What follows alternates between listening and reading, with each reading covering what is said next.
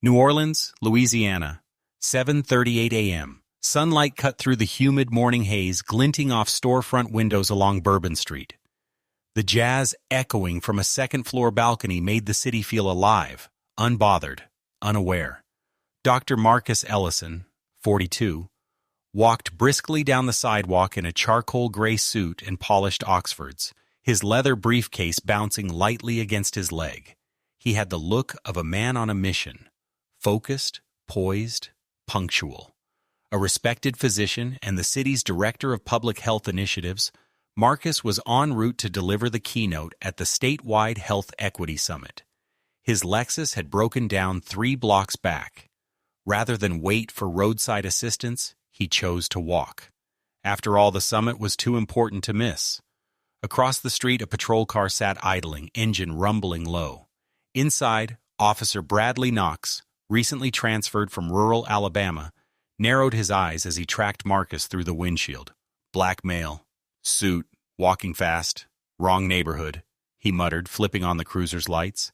Knox had only been in New Orleans for 3 weeks, and he still hadn't adjusted to its rhythm, or its people. In his previous post, someone like Marcus walking through this part of town would have raised red flags. Here, Knox was sure something was off. He radioed in. Unit 3-1, I'm conducting a field interview. Suspicious individual walking eastbound on Bourbon. As Marcus reached the corner of Bourbon and Chartres, the piercing sound of a police siren broke the morning calm. He turned, puzzled, as the patrol car rolled up beside him. Knox stepped out, one hand resting near his holster. Good morning, sir. Mind telling me where you're headed? Marcus blinked, still catching up. Excuse me? I'm going to the St. Regis Hotel. Public Health Summit. I'm a speaker. Knox gave him a long look. You got ID on you? Marcus raised an eyebrow. Can I ask why I'm being stopped? Knox's tone shifted. This is a high-crime area. You matched a description. Marcus exhaled slowly. What description exactly? Don't get smart with me, Knox snapped. ID. Now. Marcus opened his mouth to respond, but Knox had already moved closer, unclipping the handcuffs from his belt. From across the street, a barista on break pulled out her phone. I'm filming this, she called. He didn't do anything. Marcus caught her eye, then turned back to the officer. I suggest you think carefully about what you're doing. Knox didn't. The cuffs clicked shut with unnecessary force. Marcus winced, not from pain, but from knowing exactly where this was heading. The handcuffs bit into Marcus's wrists as Knox spun him toward the hood of the cruiser, pressing his chest flat against the metal. The engine was still running. The heat rose through the car's surface, searing through the thin fabric of his dress shirt. Sir, this really isn't necessary, Marcus said evenly, refusing to raise his voice. I've told you who I am and where I'm going. You can tell me anything you want, Knox replied, patting Marcus down roughly. But people lie all the time. I go by facts. I'm wearing a hospital badge, Marcus said through clenched teeth. Right pocket. Knox ignored the comment, pulling Marcus's phone from his jacket. The screen lit up with an incoming call. Gov. Renee Carter, private line. Knox glanced at it, frowning. Then he silenced the call and slid the phone into his own pocket. Nice phone, he muttered. Expensive. What do you do again? I'm the director of public health initiatives for this city, Marcus answered. And that call you just ignored was from the governor of Louisiana. Knox snorted. Right. And I'm the Surgeon General. He removed Marcus's wallet, flipped it open, and stared at the city-issued ID. His expression shifted for half a second. Confusion? Recognition? But then quickly hardened. This could be fake. I've seen good ones. Marcus exhaled. Are you even listening to yourself? A small crowd had started to form across the street. Phones were raised. A man in a delivery uniform muttered, "What the hell's he being arrested for?" A teenager whispered, "Yo, that guy's on the news sometimes." Knox's jaw tightened. He could feel the attention, the eyes, the cameras, but doubled down. You're under arrest for obstruction of justice and failure to comply. Obstruction? Marcus asked, his voice calm but firm. For asking why I'm being detained? Knox stepped close, almost nose to nose. For refusing to follow instructions in a high-crime area. That's enough reason for me. Marcus glanced at the red light on the officer's body cam, blinking steadily. Then let the camera record this clearly. You are arresting me without cause, after I identified myself as a city official, ignored calls from a government contact, and dismissed a valid ID. You're making this worse for yourself, Knox hissed. I'm documenting everything, Marcus replied. At that moment, a black SUV rounded the corner and stopped abruptly behind the cruiser. The back door opened and a woman in a navy blue suit stepped out, her heels clicking on the pavement as she strode forward. Knox didn't recognize her, but Marcus did, and for the first time, a subtle smile tugged at the corner of his mouth. "Officer?" the woman in the navy suit said sharply as she approached. Her badge glinted under her blazer, clipped neatly at her waist. "I need to know what exactly is going on here." Knox stiffened. "Ma'am, this is a police matter. I've got a suspect." Suspect? She interrupted. "That man is Dr. Marcus Ellison. He's our city's director of public health, and I'm chief of staff to Governor Renee Carter." The crowd's murmur grew louder. Knox blinked. He matched a description. "I didn't know who he was." "That's not the point," the woman snapped. "You ignored his ID. You silenced a call from the governor. You escalated a peaceful conversation into an arrest without probable cause." Knox opened his mouth to speak again, but the radio on his shoulder suddenly crackled to life. "Unit 3-1, hold your position. This is Deputy Chief Tanner. Do not transport the suspect. We're en route." Knox froze. "Repeat, hold position and await instruction. High-level official involved." The weight of that phrase sank in. Marcus turned his head, just enough to make eye contact with the body camera, now blinking steadily, on Knox's vest. Calm. Controlled. "You still think this is a routine stop, officer?" Knox's hand twitched on Marcus's shoulder, then slowly backed off. "I didn't recognize you," he muttered. "You weren't supposed to recognize me," Marcus replied. "You were supposed to follow the law." The woman from the governor's office pulled out her phone. "Dispatch, we're at the scene. Suspect is indeed a credentialed city official. I'm requesting immediate legal counsel and internal affairs presence per Protocol 7. "Copy that?" the voice on the radio responded. Sirens echoed down the street as multiple black vehicles approached. One bore the seal of the city attorney's office. Another had the telltale markings of the New Orleans Police Department's Internal Affairs Division. Knox's face had turned pale. "I suggest you remove those cuffs," the woman said quietly. Knox hesitated, looking around, phones everywhere, faces watching, some angry, some stunned, a few already streaming live. As he reached for the key, Marcus turned slightly, voice low but cutting. "Don't remove evidence from the scene, officer." Knox's hand stopped midair. He realized he wasn't in control anymore. He never had been. By the time Deputy Chief Tanner stepped out of his unmarked cruiser, the street was silent except for the whirring of body cams and the occasional click of cell phone shutters. Officer Knox stood stiffly beside his patrol car, hands at his sides, eyes avoiding contact with anyone. Dr. Marcus Ellison remained handcuffed, his posture dignified despite the red marks around his wrists. Tanner's eyes scanned the scene, sizing up everything in seconds. The crowd, the staffer from the governor's office, the recording devices, and the unmistakable tension in the air. He turned to Knox. "Officer, do you know who this man is?" Knox swallowed. "He said he was with the city. I thought the ID might be fake." "He's the director of public health initiatives for New Orleans," Tanner said flatly, "and a member of the governor's statewide health council. You cuffed a senior official on his way to a scheduled appearance, and you silenced a call from the governor's private line." Knox opened his mouth, but no words came out. Tanner turned to Marcus, producing a small key from his pocket. "Dr. Ellison," he said with quiet respect, "with your permission." Marcus nodded. The cuffs were removed carefully, not hastily, and handed directly to internal affairs personnel who bagged them as evidence. A hush fell over the crowd. Marcus rubbed his wrists briefly, then adjusted his tie. "Thank you," he said, his tone steady. "I'd like a moment to make a phone call." The governor's staffer handed him a secure, city-issued phone. Marcus dialed. "Julia? Yes. Please activate Protocol 7. We have a confirmed violation of rights. I want full legal counsel, press coordination, and internal oversight engaged immediately. This needs to be handled by the book." He ended the call, then turned to the cameras that were still rolling, capturing every breath. "I'm not here to make a scene," he began, addressing the crowd. "But what happened this morning is not unusual.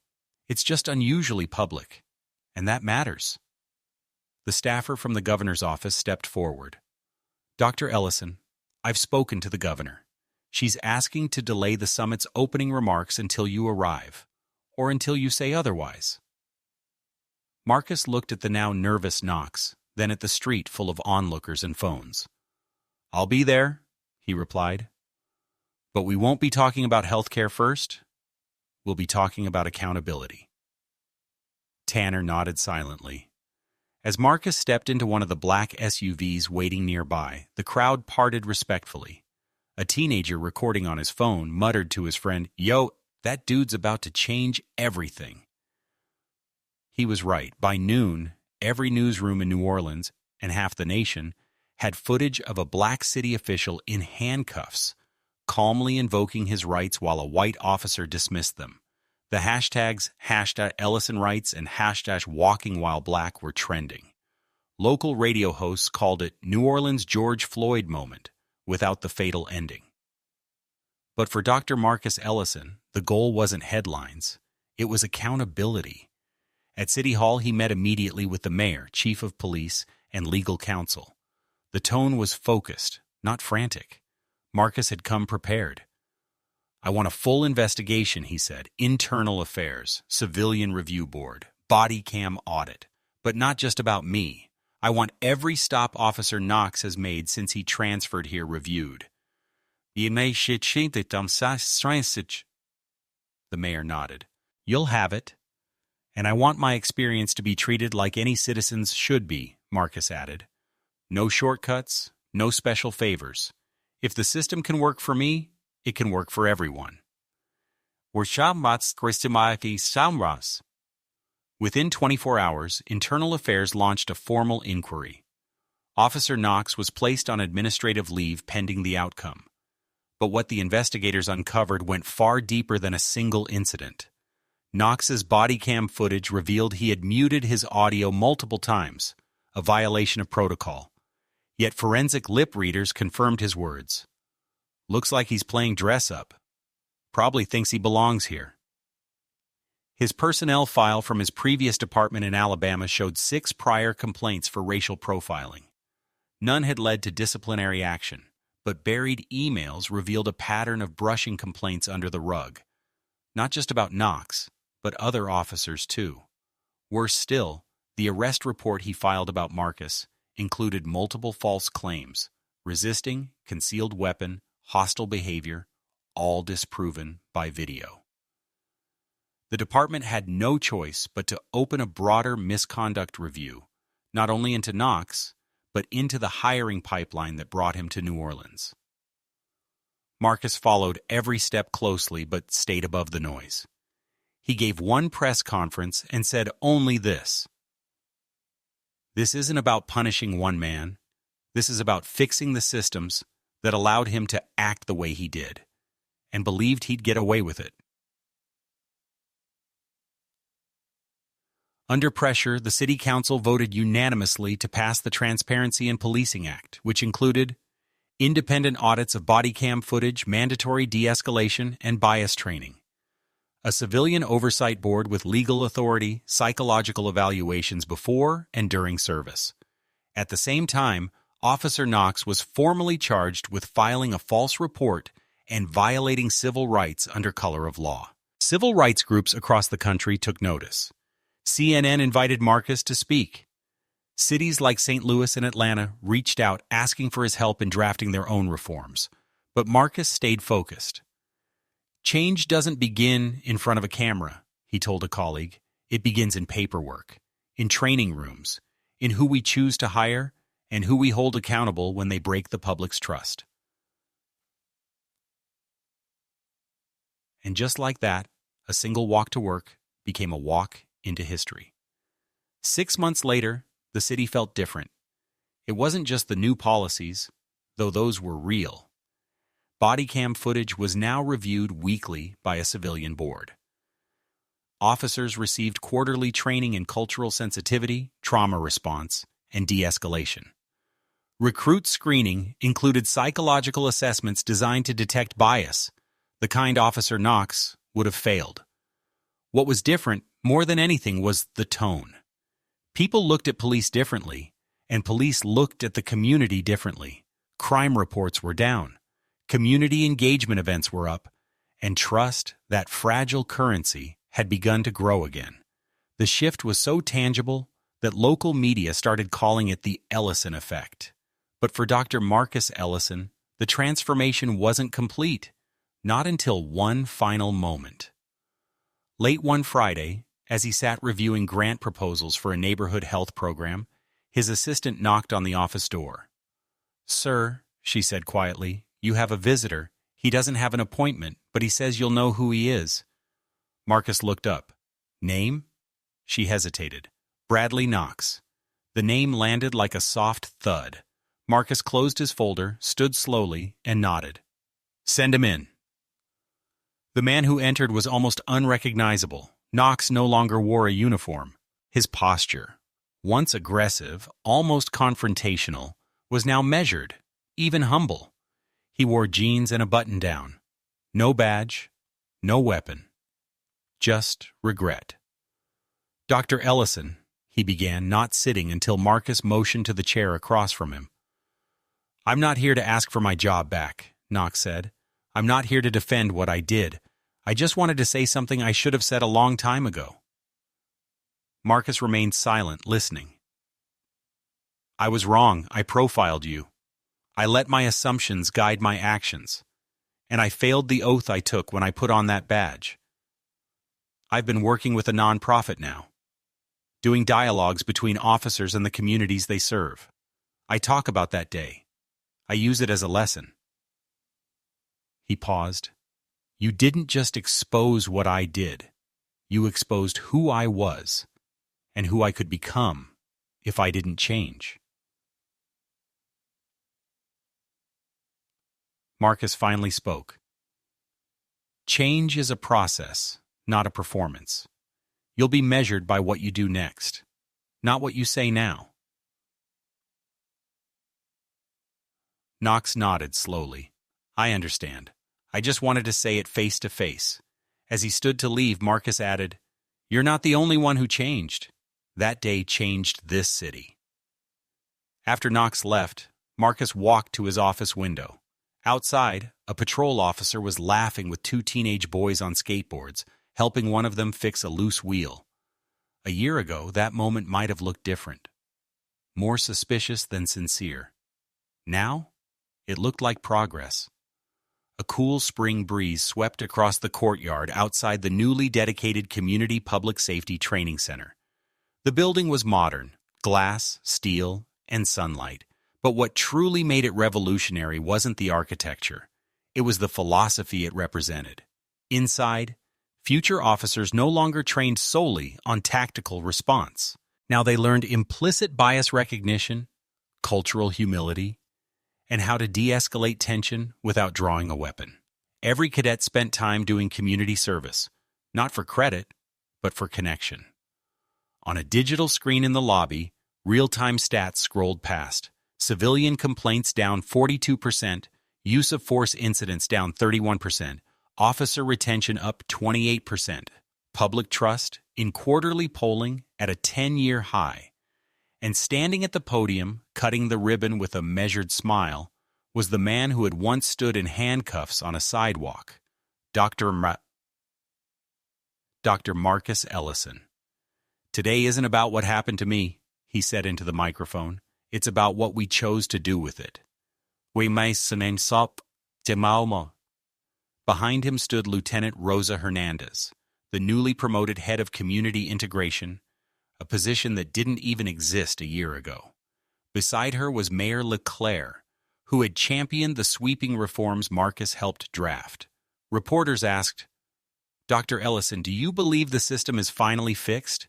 He answered plainly, "Systems are never perfect, but we're not pretending anymore. We're auditing, we're listening, and more importantly, we're correcting." He gave credit to the officers who supported change and to the civilian review board that had grown from symbolic to powerful. But perhaps the most powerful symbol came at the back of the crowd. There stood Bradley Knox. No cameras followed him.